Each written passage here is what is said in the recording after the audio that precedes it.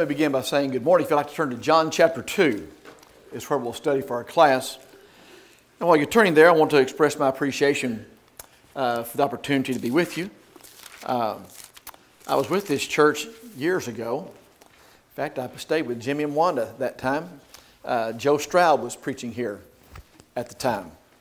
And so I look forward to being here. And then, of course, when the kids lived here, when Chris was in residency over here, got to come and go just a little bit and be a part of your assemblies. And so I look forward to being here and renewing acquaintances and getting to know new faces again. I always enjoy going and doing this, and I appreciate the opportunity to be with you. I never take this for granted. Cam and Chris are doing real well. They have 4 now, in case you didn't know about that. They had Brooks when they were here, which made their 3rd. And they have a little one. He just turned 5 years old. He's McCoy. And he is the 4th one, and you can tell it. But he's precious. And so I appreciate the love y'all gave them when they were here and the help that y'all were to them. And they look fondly upon their time that they had here with you folks. In John chapter 2, we're going to begin in verse 1 in just a little bit and look at this miracle that takes place here. John gives 2 indications in his gospel that I think are significant. The first is in the last part of the book, when he says, "These things were written that you might believe, and many other signs did Jesus." One thing that is unique to the Gospel of John versus Matthew, Mark, and Luke is that John refers to the miracles as signs, whereas Matthew, Mark, and Luke call them signs and miracles and wonders. And the idea of a sign is that it was intended to point to something. So the sign was not the point. The sign was intended to point to something. The second thing that is significant about this is in the prologue, the first part, the first 4 to 14 verses of the Gospel of John. He indicates that here is the Word that was in the beginning, and the Word was God, and the Word was with God. And the Word took on flesh, and we beheld, as it were, grace and truth in the flesh. And so everything that you look at in this gospel is circumscribed with those 2 indicators. And so when we come to this first miracle, what we're seeing is, we're seeing the Word that was with God take on flesh, and this is what He does. So you can't look at John chapter 2 and just kind of jump in there in the middle of it without realizing that this goes back to John chapter 1 verses 1 through 14. Here is the Word taking on flesh, and this is the first sign that John will reveal. Really, when you go back to John chapter 1 and verse 19, after having made that statement in verse 14, the Word became flesh and dwelt among us, and we beheld His glory, the glories of the only begotten, full of grace and truth. He then says, "Now this is the testimony of John when the Jews sent priests and Levites from Jerusalem to ask him, 'Who are you?'" Then you come to verse 29, the next day. So on the first day, they come asking, "Who are you?" Verse 29 is the second day, the next day. Then you come to verse 35, and it says, "And the next day John stood with 2 of his disciples," so you have the 3rd day that is there. Then you come to verse 43. And verse 43 says, "The following day, Jesus wanted to go to Galilee." So here you have the 4th day. Then you drop down to John chapter 2 and verse 1. "And on the 3rd day, there was a wedding in Cana of Galilee, and the mother of Jesus was there." This is the 7th day. So John will record in his record, the first 7 days of what he will record are in these few verses, and John will record about 21 days in the life of Jesus. So the 21 days that John will record the life of Jesus, 7 of them are found in the very first part of it here. And so here are the first 7 days that John's going to record. And in that he comes and he says, on the 3rd day there was a wedding feast, or wedding in Cana of Galilee, and the mother of Jesus was there. Now both Jesus' disciples were invited to the wedding. I think there's a couple of significant things to point out here in the beginning of this. Some things that this is not talking about. John chapter 2 and the wedding feast here, and what we're going to read about the water being turned to wine, was not written so that we could debate from John chapter 2 the positives or the negatives of social drinking. I think there's evidence abundance in the Bible that speaks against social drinking. But John chapter 2 is not written for proponents of it to go and say, look, Jesus turned water to wine and we can drink it. Neither was it written to oppose. Say, well, the wine that Jesus created was not intoxicating. Whether it was or not is not the point. That has nothing to do with it whatsoever. And so to go to John chapter 2 and use it as an excuse to social drink, or to go to John chapter 2 and refute it, is not what this is about, and it's a misuse of the text. It's not fair. It's not honest. The second thing here is this is not a statement pro or con about marriage. Again, there's plenty in the Bible that is said about marriage. But Jesus is not here giving a commentary on weddings and on marriage. It just happens to be that's the backdrop of which this takes place. In fact, it's interesting. All the parables and all the miracles have scenes that are connected with them. And so here you have this scene, and this is just simply the time and the scene in which this takes place. He's not trying to say you ought to get married, you ought not to get married. The other thing I think that is interesting here is there's so much in the life of Christ that seems to be, for lack of a better way to say it, really serious. And I'm not suggesting this is not.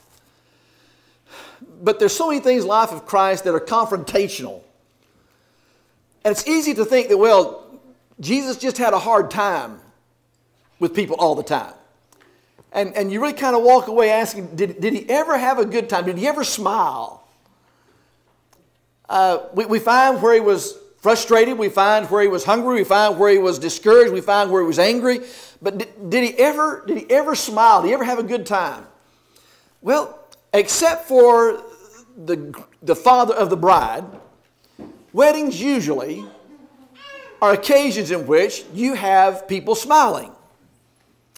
And here is a time in which you have this joyous occasion that occurs in the life of Jesus. And I think that indicates that his life was filled at times with those moments where there was joy and where there were opportunities for him to enjoy life with people.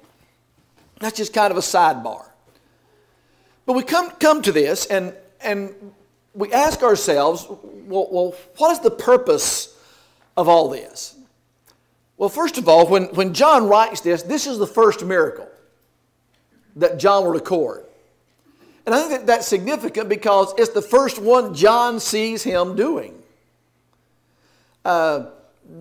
Everything else, the water, walking on the water, the fish and all that other stuff that takes place, this is the first that he sees him do.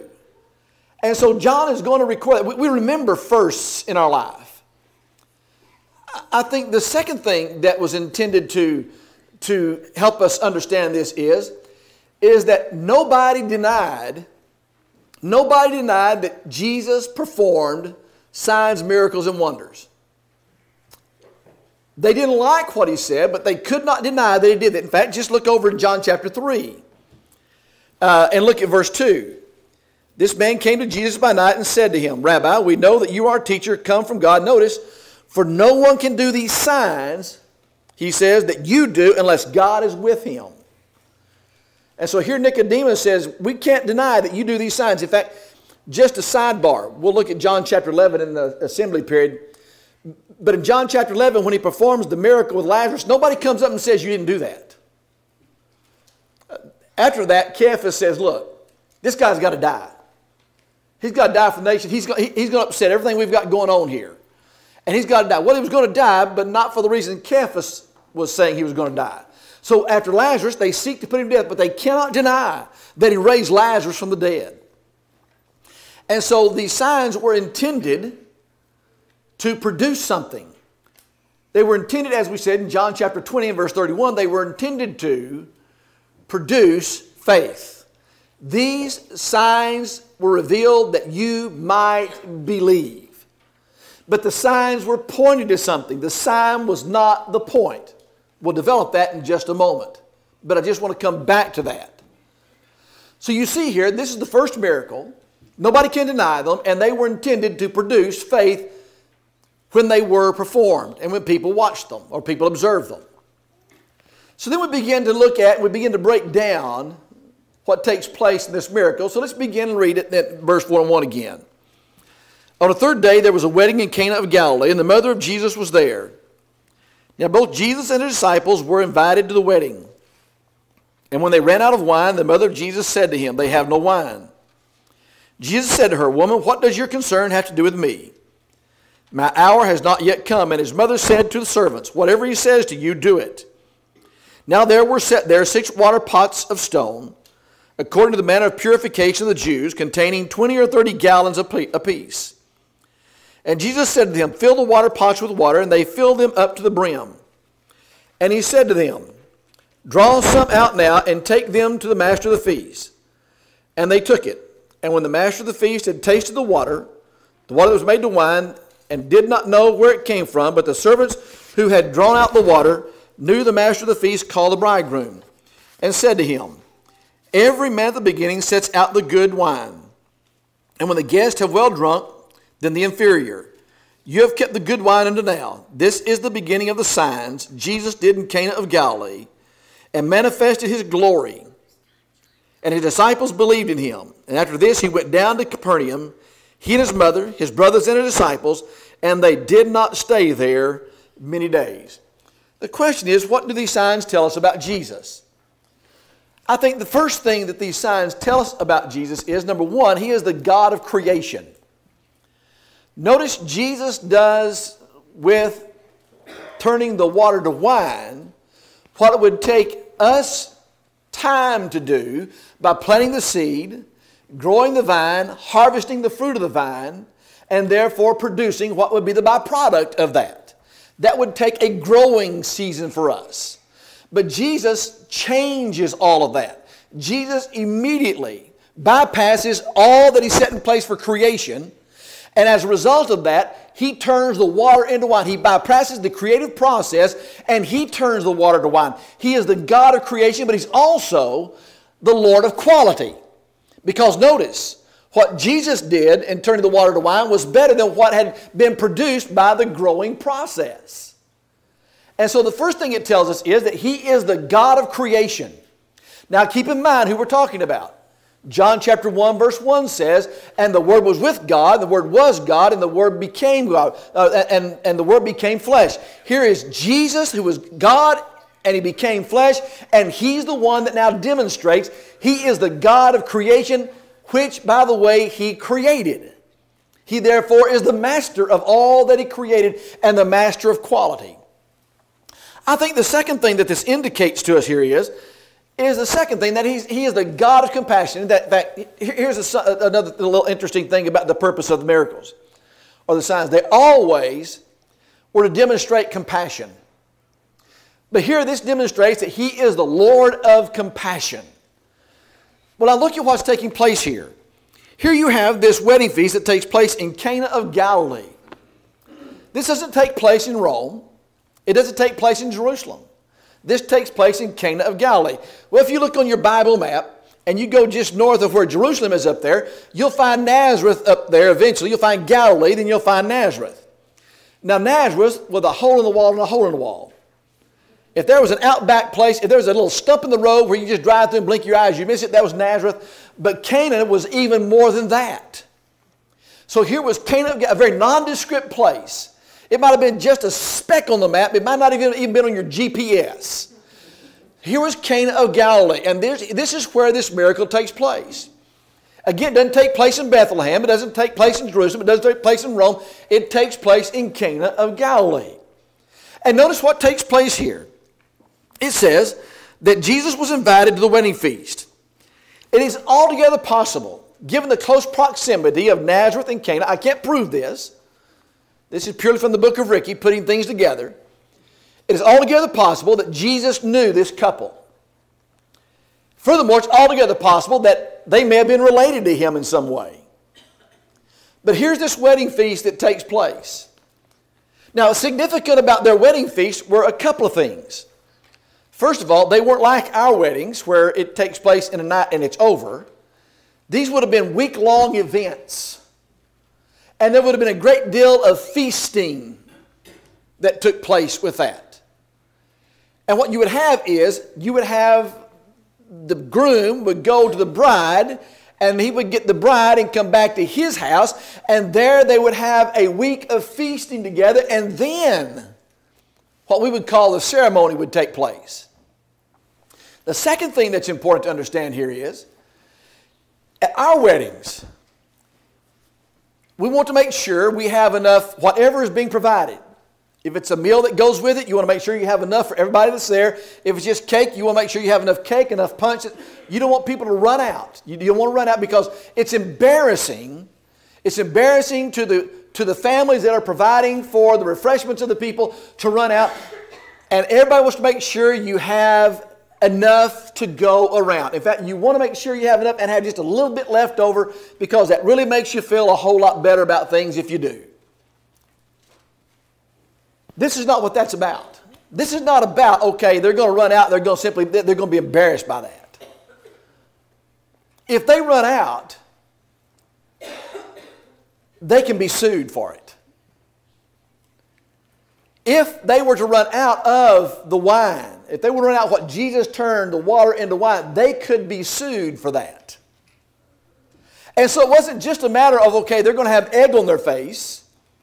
This was also a custom in which it took a week long, and it indicated something to those that were invited. And if the provisions weren't there, they could be sued because of that. Furthermore, to make sure you had enough also was an indication of the family would have something to start their marriage with. In fact, here it tells us in this particular reading here, if you look down, it says, verse 6, now there were set there 6 water pots of stone according to the manner of purification of the Jews, containing 20 or 30 gallons apiece. So here's 120 to 180 gallons worth of water turned to wine. Now, don't get the idea that what they're going to do is drink all this in 30 minutes. In fact, when you look over at when it says in verse 10, it says, every man at the beginning sets out the good wine, and when the guests have well drunk, then the inferior. That well drunk doesn't mean they're intoxicated. Drunk there doesn't mean intoxicated. That's a figure of speech. When they are well filled, when they're well full is the idea. They're not empty, they're full. That's what he's talking about here. So here you have this 120 to 180 gallons worth of water being turned to wine. They're not going to drink that in 30 minutes and then be done with it. Very likely there is going to be a good deal of that is left at the end of the feast. Because look at it. Jesus provides that at the end of the feast. This is not the beginning. They've already drunk the inferior.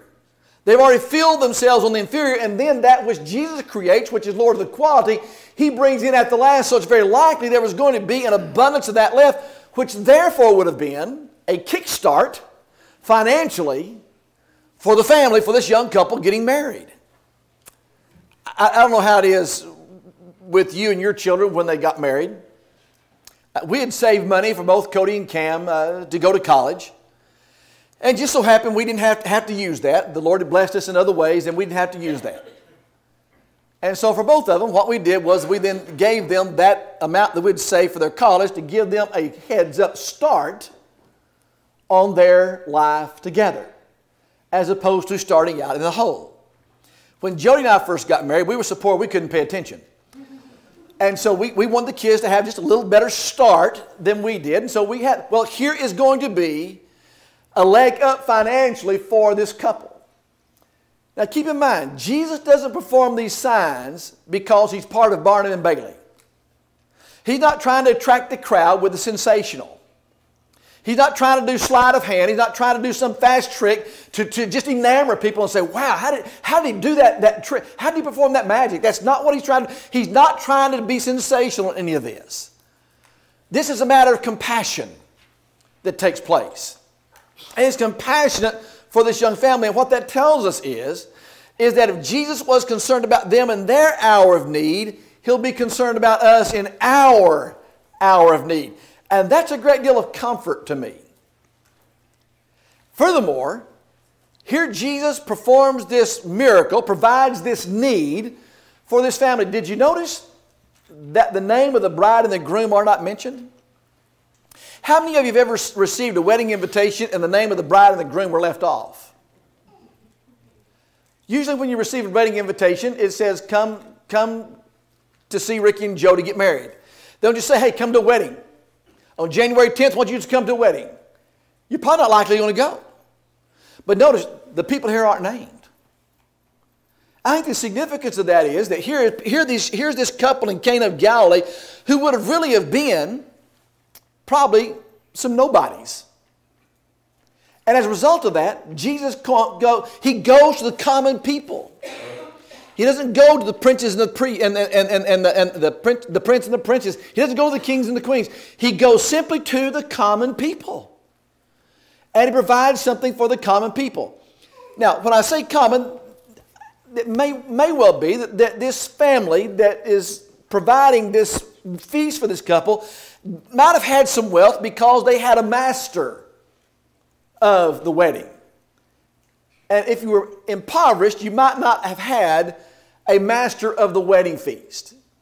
I'm not sure whether it indicates that or not, but at least there was this man that was provided to kind of oversee the feast that was there. And so what you have is, here's Jesus performing this act of compassion to provide a need in this. And I think that's something significant that takes place. I think a third thing that is indicated here is that not only did he meet a need here, he is also the Lord of change. In fact, notice what will happen here. In verse 4, Jesus said to her, whenever his mother says they have no wine, Jesus said to her, woman, what does your concern have to do with me? My hour has not yet come. Here's his mother, and his mother simply seeing the wedding and seeing there's a need for the wedding, but Jesus sees something beyond that. He's saying, you're focused on this, earthly, but I'm focused on this, something greater. He says, my hour has not yet come. Now, if you run that expression, the thread of that expression, my hour has not yet come, all the way through the Gospel of John, every time that expression is used in the Gospel of John, it always looks at the time of his crucifixion and his resurrection. And what Jesus is saying to her is, you're focused on what's taking place here. I've come for something greater, and it's not yet time for my hour to come. That's not taking place here yet. And so here Jesus, in performing this, he's not being disrespectful to her when he calls her woman. He's just simply calling attention to that. You have one purpose in mind. I have another purpose in mind. And the purpose I have in mind is for the hour that is to come, and it's not yet come. And then he turns the water to wine as an indication of something that we'll point out in just a moment. But he is the God of change. That's significant to us. In Romans chapter 8 and verse 28, he says, all things work together for good to those who love the Lord. And that all things that work together for good is described in the text there. I realize that God can take anything to make it good. He did that with Joseph. He did it with the cross. I understand that. But that's not what he's talking about in Romans 8. In Romans 8, now you come to verses 29 and 30. And he says, for whom he predestined, for whom he foreknow, he predestined to be conformed to the image of his Son. Who? Those whom he would justify, those whom he would call, and those whom he would glorify. The all things that God has provided there were the all things that are going to be necessary for man to be conformed to the image of his Son. And that had to begin with man being called. That had to begin with man being justified. And that resulted in man being glorified, that is, transformed. He said, I provided all the things that are necessary for man to be conformed to the image of the Son. And what God is in the business of doing is He's in the business of changing man from the inside out. This miracle is not about the thrill of the day. It's not about the sensation of the wedding. This miracle is about Him indicating, I am the Lord of change. I am the Lord of transformation. He's in the people-changing business. And when you look at that, you look at, here's this man that was a pebble who just simply tossed about, who becomes this rock of Gibraltar named Peter. Here you have this woman that is a prostitute, that washes his feet, that becomes a woman who serves him. Here you have this man that is on the fast track to be the president of the Sanhedrin. And he says, there's not a Pharisee more Pharisee, there's not a Hebrew more a Hebrew than I am. Nobody was my equal in this. And he changes that man from Saul of Tarsus, who feels like he is compelled to persecute people of the way, to be the Apostle Paul. He's in the people-changing business. And here is God, who was the Word, who became flesh and dwelt among us and became grace and truth. And here is God that has come to change man. In fact, He's changed me and you. He's in the transforming business.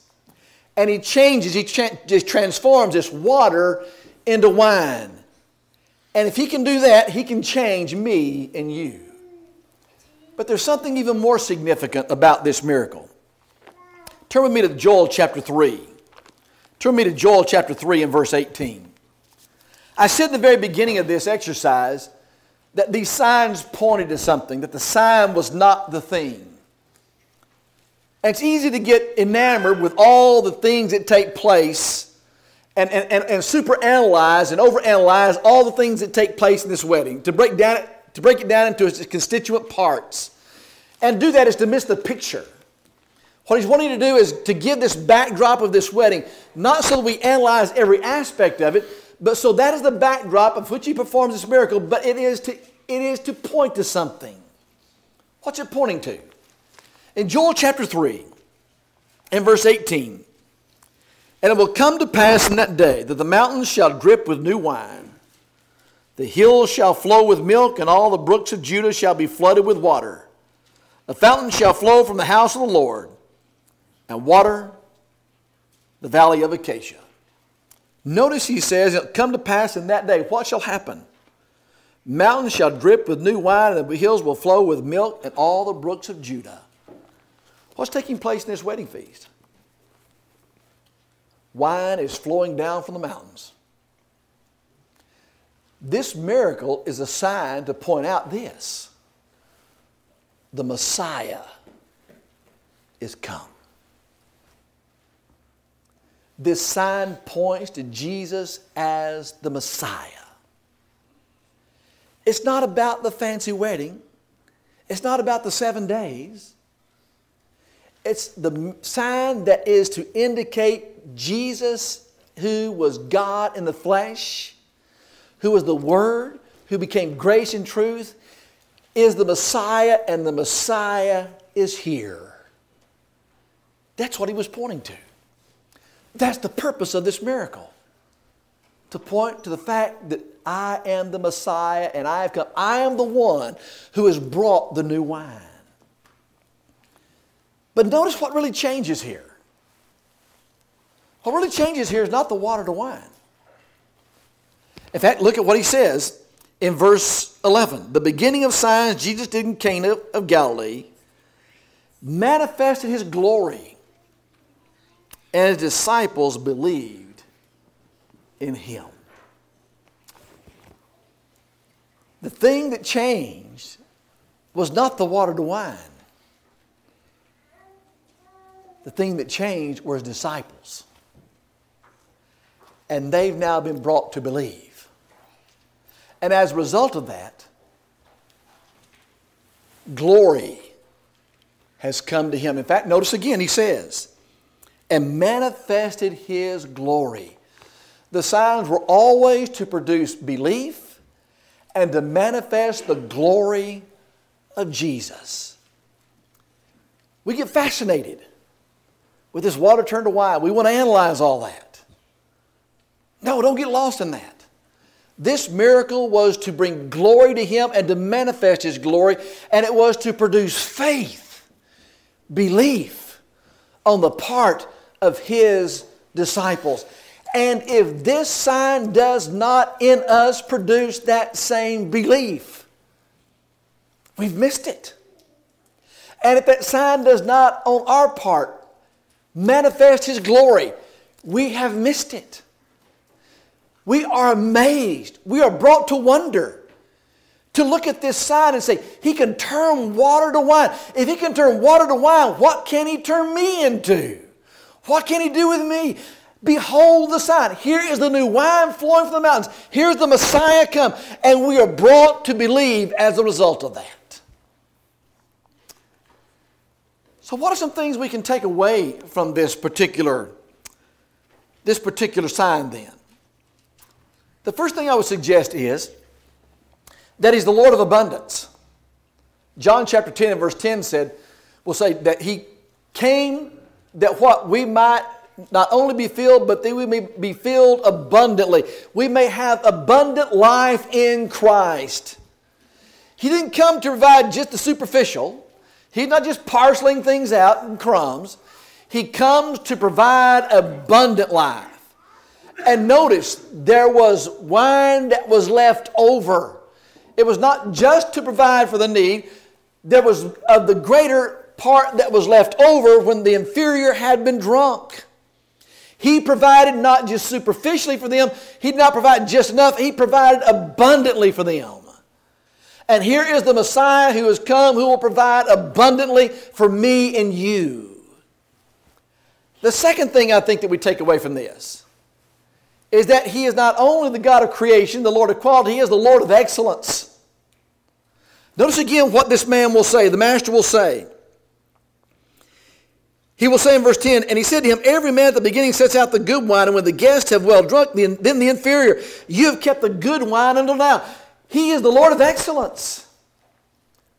Paul will say in Philippians chapter 1 and verse 6, that good work which he hath began with you, he will complete to the end. He didn't begin this good work just to leave you hanging. He's going to finish it.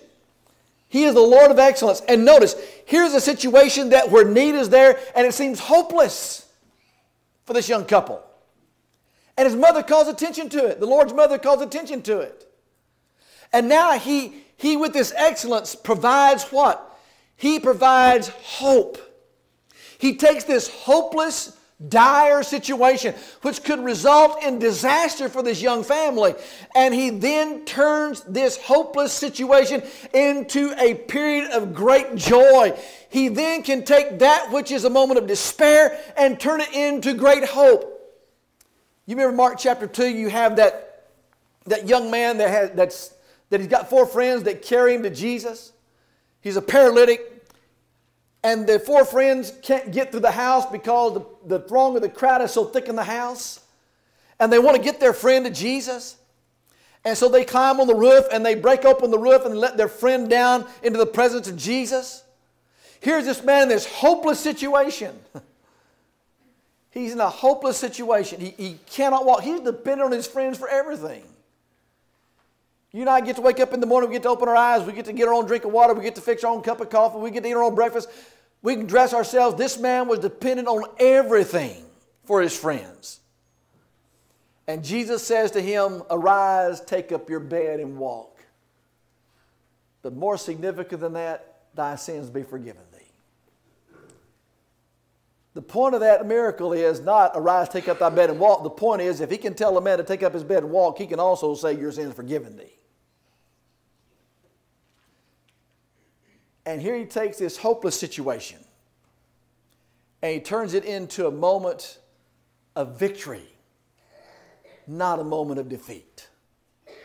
And here in this miracle, here in this sign, Jesus takes this moment that would have been a time for panic for this young family, and He turns it into a great moment of hope and joy. He is the Lord of excellence, and He can take that which is hopeless and He can bring great victory out of it. But not everybody wants to change. Have you ever heard someone say, well, if I could only see a miracle, then I would believe. No, he wouldn't. Because there were people who saw His miracles and didn't believe. The disciples here did, but there are many who saw His miracles and didn't believe. In John chapter 11 with Lazarus, they didn't believe. They just said, we're going to put him to death. Just because they saw a miracle didn't mean as a result of that they were going to believe.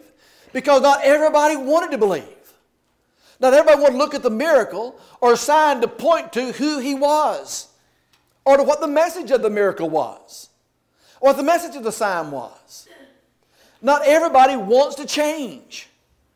But what He's saying to me and you is this: you are no longer water, you have been turned into wine. You have been changed. And people will see me through you and the change that I have worked in you. You are my handiwork. You are my special creation. And people will see me through you. And they'll ask you, show us the Father. And like He will say, have I not been with you so long that you've not seen Him? Because we have seen the Father and we've been with the Father, people can see the Father in us. You see, what He's telling us is in this sign, if I can change the water to wine, I can change you. If you let this sign produce faith in you. You see, we're here today because we wanted to believe. And because we saw hopelessness. And when we saw Jesus, we saw hope. And that faith and that hope has produced a change in me and you. We are the wine today. We are the water that's been changed into wine. That's what this sign is about. This sign is about He's the Lord of abundance, and He's the Lord of excellence, and the Lord who can produce significance in our lives. Now, when you go back and read this sign, and you tie it in with the beginning of the prologue of John 1 and the end of John chapter 20, does it not set this sign in a totally different context maybe than you might have considered before? Because the majority of the time we go to John chapter 2, we have to argue is, did Jesus make them drunk or did He not make them drunk? And the point is, that's not what this is about. The point is, this is about, here's the Messiah. And the disciples believed. That's the sign. Well, Jason said 10 after the first bell to ring, 5 after the second bell to ring. I learned a long time ago when I'm done to quit. It's 10 after the first bell is about to ring, so I'm going to give you 5 minutes of change. I may need it later on in the meeting. Thank you.